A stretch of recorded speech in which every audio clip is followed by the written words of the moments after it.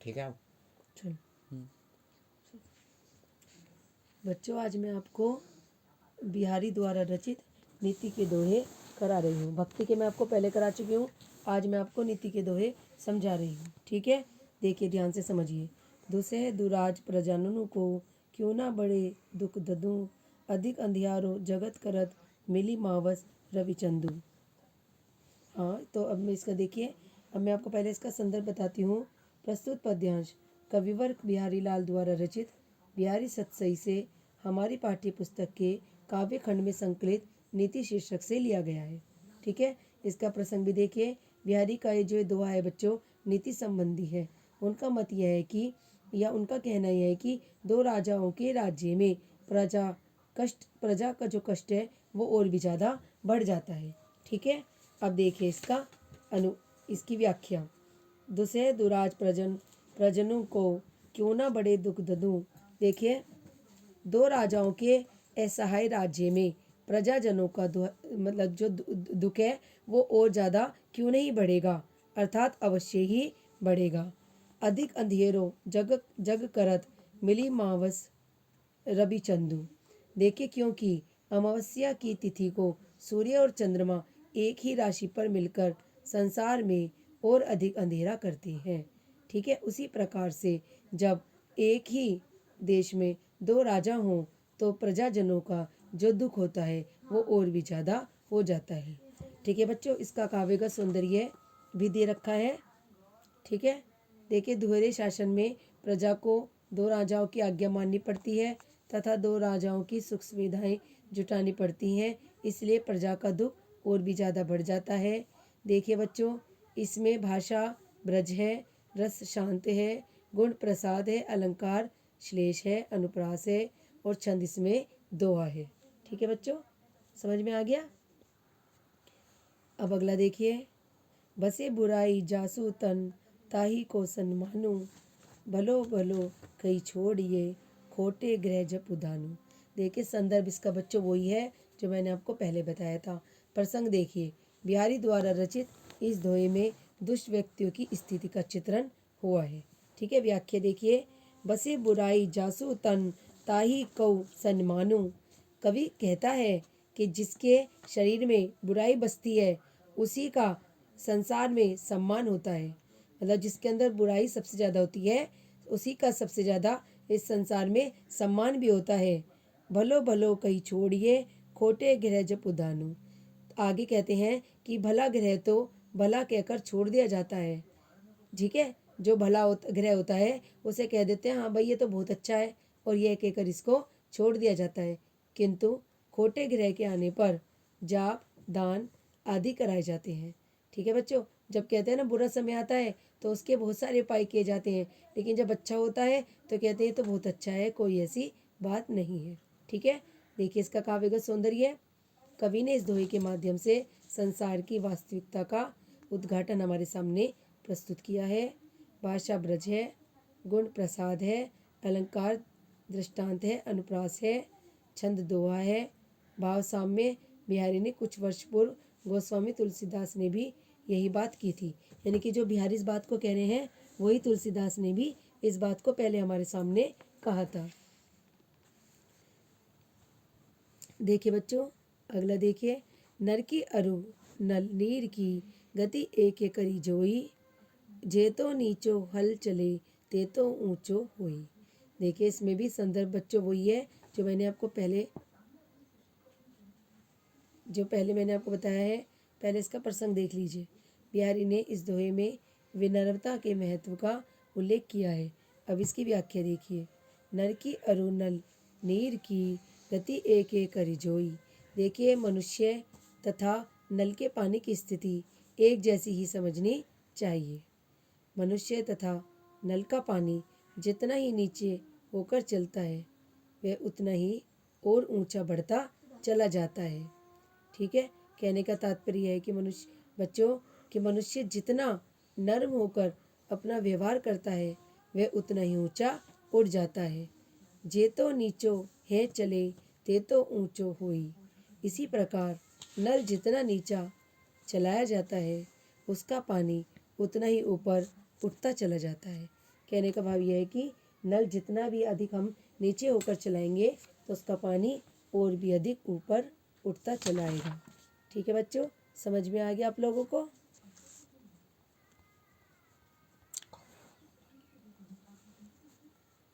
चलिए अगला मैं आपको समझा रही हूँ। बढ़त बढ़त संपत्ति ससीलो, मन सोरोजु बढ़ी जाई, घटत घटत सुनफिरी घटे, बरु समूल कमुलाई। देखिए प्रस्तुत दोहे में, इसमें मैं प्रसंग बता रही हूँ आपको, संदर्भ वही लिखना है। प्रस्तुत दोहे में यह बताया गया है कि धन का मन पर क्या प्रभाव पड़ता है। ठीक है, देखिए ध्यान से। बढ़त बढ़त संपत्ति सलीलू, मन सरोजू बढ़ी जाई। जिस तालाब में कमल होते हैं उस तालाब में जब पानी बढ़ता है तो उसकी बढ़त के कारण साथ साथ ही कमल की नाल भी बढ़ती चली जाती है, किंतु जब पानी उतरता है तो बढ़ी हुई वह नाल भी छोटी नहीं हो पाती, बल्कि पूरी की पूरी ही नष्ट हो जाती है। ठीक है, आगे उन्होंने बताया घटत घटत सुनफिरी घटे, वरु समूल कुमलाई। आगे देखिए यही प्रकृति का नियम है। ऐसे ही जब मनुष्य का संपत्ति रूपी जल बढ़ता है तब उसका मन रूपी कमल भी बढ़ जाता है। अर्थात संपत्ति बढ़ने पर मनुष्य की अभिलाषाएं बढ़ जाती हैं, किंतु जब संपत्ति रूपी जल घटने लगता है, संपत्ति यानी रुपया पैसा, जब बच्चों रुपया पैसा हमारे पास होता है और वो धीरे धीरे कम होने लगता है, तब मनुष्य का मन रूपी कमल नीचे नहीं आता। यानी कि हमारी जो अभिलाषाएं एक बार हमारे मन में बैठ जाती है ना, तो वो फिर कभी नहीं घटती। अर्थात अभिलाषाएं तो हमारी पहले की तरह ही बनी रहती हैं। ठीक है बच्चों, समझ में आ गया आप लोगों को? अब देखिए इसका काव्यगत सौंदर्य। कमल से मनुष्य के मन की उपमा देकर कवि ने यहाँ अपने कथ्य में प्रभाव उत्पादिकता उत्पन्न की है। भाषा ब्रज है, रस इसमें शांत है, गुण प्रसाद है, अलंकार इसमें रूपक तथा अनुप्रास है और छंद इसमें दोहा है। अब अगला देखिए बच्चों। जो चाहत घटक न घटे, मेलो होई न मित, रज राज जो न छुआई, तव ने चिकने चित। देखिए प्रसंग बता रही हूँ उसका। महाकवि बिहारी द्वारा रचित इस दोहे में एक अनुभवी व्यक्ति अपने मन को शुद्ध करने की शिक्षा देता हुआ कह रहा है। क्या कहता है कि जो चाहत घटक न घटे, मैलो होई न मित। हे मित्र, यदि तुम चाहते हो कि तुम्हारे मन की चटक अर्थात उज्ज्वलता कभी भी कम न हो, अर्थात कभी भी मलिन न हो, गंदी न हो, तो प्रेम रूपी तेल से चिकने उस चित्त को, गर्व क्रोध आदि को रजोगुणी धूल का स्पर्श मत होने दो। ठीक है, क्या कहते हैं? रज राजसो ना छुआई तो नहीं चिकने चित। कहने का मतलब यह है कि जिस प्रकार तेल लगी हुई वस्तु को धूल मैला करके कांतिहीन बना देती है, उसी प्रकार चिकने एवं साफ मन को गर्व क्रोध और रजोगुण वृत्तियां मलिन कर देती है। अतः हमें अपने मन की शुद्धि के लिए इन रजोगुणी रज से बचना सर्वथा अनिवार्य है। ठीक है बच्चों, काव्यगत सौंदर्य देखिए। यहाँ कवि ने चित्त को निर्मलता बनाए रखने के लिए हमें अनेक सी बातें बताई गई हैं। भाषा ब्रज है, रस शांत है, गुण प्रसाद है, अलंकार अनुप्रास है, रूपक और श्लेष है तीनों में, और छंद इसमें दोहा है। ठीक है बच्चों, समझ में आ गया आप लोगों को? अगला देखिए। बुरो बुराई जऊ तजे, तऊ चितु खोरो डरातु, जो निकलंको मयंको लखी, गने लोग उत्पातु। देखिए बिहारी लाल नीति की बात बताते हुए कहते हैं कि यदि दुष्ट व्यक्ति अचानक ही अपनी दुष्टता छोड़ दे, तब भी उसके ऊपर हमें शंका बनी रहती है। ये इसका बच्चों प्रसंग था। अब इसकी व्याख्या देखिए। बुरो बुराई जो जऊ तजे, तऊ चितु खरो डरातु, जो निकलंकु मयंकु लखी, गने लोग उत्पातु। देखिए यदि दुष्ट व्यक्ति अचानक ही अपनी बुराइयां छोड़ दे तो उससे भी लोगों के मन में शंका उत्पन्न होती है। जैसे निष्कलंक चंद्रमा को देखकर अपशुगनों की संभावना बनी रहती है। ठीक है, शास्त्रों में भी कहा गया है कि चंद्रमा के ऊपर जब कलंक लग जाता है तो पृथ्वी पर उत्पात होने लगता है। यानी कि जब चंद्रमा पर बच्चों को कलंक लगता है तो पृथ्वी पर भी उत्पात दिन पर दिन बढ़ता ही चला जाता है। ठीक है। काव्य का सौंदर्य देखिए। प्रस्तुत दोहे में बिहारी लाल के ज्योतिष संबंधी ज्ञान का परिचय में मिलता है। दूसरा है कि भाषा ब्रज है, रस शांत है, गुण प्रसाद है, अलंकार अनुप्रास तथा दृष्टांत है और छंद इसमें दोहा है। ठीक है बच्चों, समझ में आ गया आप लोगों को। बगला देखिए।